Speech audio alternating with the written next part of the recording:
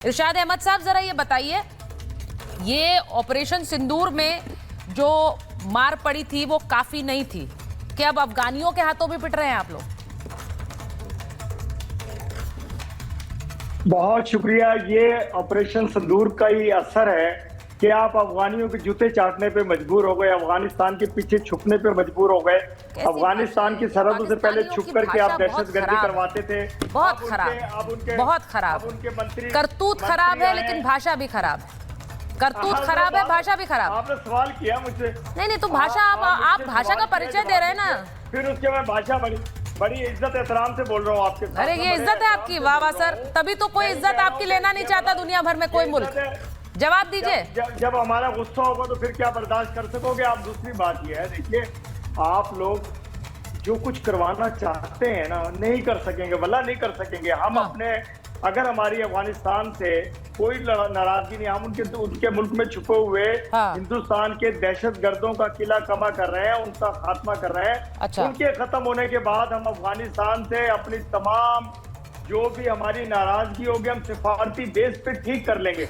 लेकिन जो हिंदुस्तान चाहता है कि शायद अफगानिस्तान, अच्छा चलिए ठीक है, चलिए ठीक है, वो तो भारत करा रहा है, ये आपका ऑफिशियल स्टैंड होता है। आपका जो कुछ है वो भारत ही करा रहा है। आप अपने बूते पे कुछ कर नहीं सकते, सब भारत ही कराता है, सब कुछ भारत कराता है पाकिस्तान के अंदर। देखिए कितना होल्ड है भारत का हर जगह। जी हम अपने भारत का होल्ड समझिए, भारत का होल्ड पाकिस्तान के अंदर इतना स्ट्रांग है, सब कुछ भारत करा रहा है।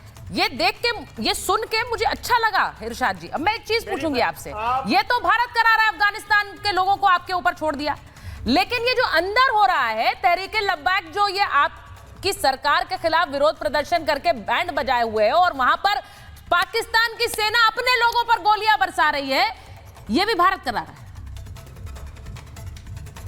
जरा प्लीज याकूब जी और इरशाद जी। देखिए मैं आपको एक बात बताऊं, हमारे यहाँ जो पूरी दुनिया में जितने भी मुमालिक हैं, दुनिया के हर मुल्क में इस तरह के करते हैं लोग। आज मुल्क में एहतजाज हो रहा है तो आप घुस जाए, लोगों के असर नहीं होता। देखिए आपकी आवाज कट रही है, मुझे ऐसा हमेशा लगता है, और मैं महाभारत में हमेशा ये बोलती हूँ कि जब आप गलत बोलते हैं आपकी आवाज कट जाती है। वो आपका इंटरनेट भी आपका साथ नहीं देता है। आप देखिए, मैं याकूब जी आपसे पूछ रही हूँ, ये हो क्या रहा है लाहौर की सड़कों पर? लाहौर में भी पहुंच गया है ये प्रदर्शन, इस्लामाबाद में भी लोग वहां पर वीडियो बना रहे हैं, बोल रहे हैं हमारे लोगों को मार रही है यहाँ की सरकार और सेना। याकूब जी देखिए, अगर मैं डॉक्टर इरशाद की जगह होता और अगर मेरी गवर्नमेंट होती तो मैं बेशर्मी से आपका सामना ना कर पाता, मैं आपके सामने बैठ ना पाता, मैं आपके सामने गुफ्तगू ना कर पाता।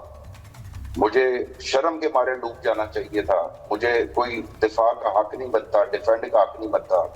मुझे यहाँ पे आके आपके चैनल के ऊपर ये विजुअल्स देख के तो पाकिस्तानी होने के नाते शर्म से डूब के मर जाना चाहिए था कि आज मुझे खतरा किसी आपसे खतरा नहीं है, ना मुझे किसी अफगानिस्तान से खतरा है। और मेरी तो अपनी फौज मार रही है मुझे, मेरी तो अपनी पुलिस मुझे गोलियां मार रही है।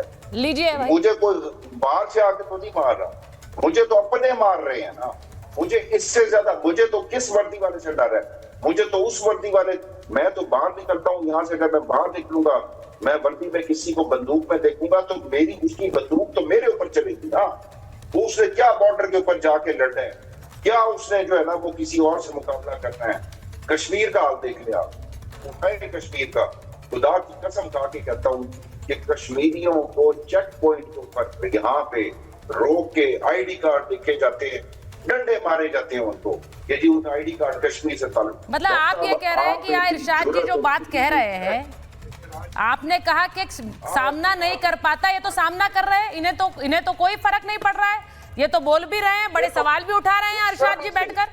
डॉक्टर साहब किस तरह आपको रात को नींद कैसे आ जाती है? रात को कैसे आती है कल रात जो है ना, किस तरह से आपको नींद आ जाती है और आप आते हैं यहाँ पे डिफेंड करने कि भाई यार मतलब इंडिया करा रहा है। तो क्या कुछ आप इंसानियत है क्या? आप में जरा सी इंसानियत बाकी है कि कल जिस तरीके से लोग मारे गए, जिस नहीते जो आपने ऑपरेशन किया, थोड़ी सी इंसानियत आप में बाकी होती, आप यहाँ पे इस चैनल पे बैठने की जुर्रत ना करते, आप शर्म से डूब के चेहरे छुपा रहे होते। आज आप कहते हैं कि मेरा मोबाइल बंद हो चुका है, मैं अब किसी को देखिए सामना याकूब करने जी, की आप काबिल यहाँ नहीं रहा। बैठकर इरशाद अहमद को आईना दिखा रहे हैं, वो बड़ी बड़ी बातें कर रहे थे। अब्दुल समद याकूब कह रहे हैं कि अगर मेरी सरकार होती और ये होता तो मैं शर्म के मारे यहाँ आ नहीं पाता। ये सरकार कर क्या रही है? मैं ऑपोजिशन में होते हुए आपके चैनल पे जीडी बख्शी साहब का सामना नहीं कर पा रहा। मैं शर्मिंदगी से नहीं कर पा रहा। मैं इसलिए नहीं कर पा रहा कि जो जीडी बख्शी साहब हमें कहा करते थे वो इसी तरीके से दुरुस्त हो रहा है जैसे अबुल कलाम आजाद हमें कहा करते थे। जो बातें अबुल कलाम आजाद हमें किया करते थे वही बातें जीडी बख्शी साहब पाकिस्तान के बारे में हमें आसान अल्फाज में समझाते रहे कि जी आप ओवर मिलिटराइज, आपके साथ ये होने वाला है, आपका पट्टा बैठने वाला है, आपकी इकोनॉमी बैठने वाली है। आज मैं जेडी बख्शी साहब को सलाम करता हूँ। जेडी बख्शी साहब, आपकी सारी बातें पाकिस्तान के बारे में दुरुस्त साबित हुई।